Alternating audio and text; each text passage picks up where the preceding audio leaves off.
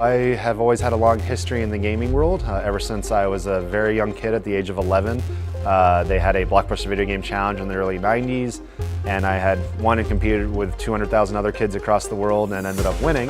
And that's when I knew that gaming was my biggest hobby and passion. About 10 years ago, I started hosting events, and they just kind of grew from there into what CEO is today. But then in 2012 is kind of where we started to draw the real-life similarities between professional wrestling and fighting games, and having a convention that was about finding out who was the best of the best, but also finding out and presenting something entertaining for people to watch and enjoy.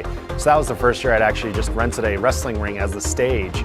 I wanted something that looked special and entertaining and give players an opportunity to kind of show off their personalities. 7 years later, we're still doing a wrestling ring, and now we're doing it in a full-scale arena and having a live wrestling show at the event. So wrestling has always been sort of a real-life video game with the characters and the storytelling, and combining those worlds felt really natural when I was first introduced to Kenny Omega through fighting games.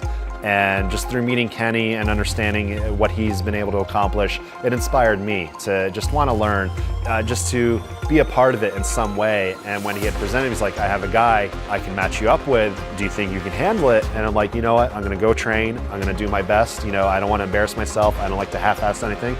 I like to do the work. And unfortunately, you know, nobody had told a 250-pound guy, 6'2", you should be jumping off the top rope. And I wanted to replicate a finishing move I have in the game, dive kick, which is a missile drop kick. Went in for one more try, and I just twisted the wrong way and landed on my ankle and ruptured my Achilles.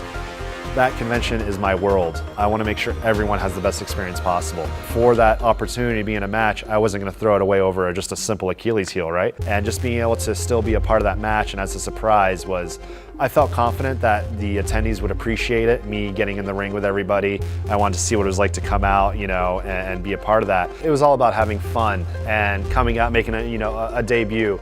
So I took it as seriously as I could, but then with the injury setting me back, I still had to wrestle, but with a boot on. So I didn't get to show what I had learned and my full potential.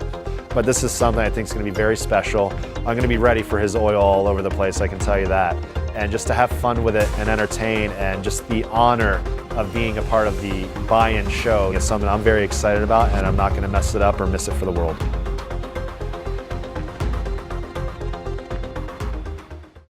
Hey guys, it's Brandy Rhodes. Make sure you're following ITV Wrestling on Facebook, Twitter, and Instagram.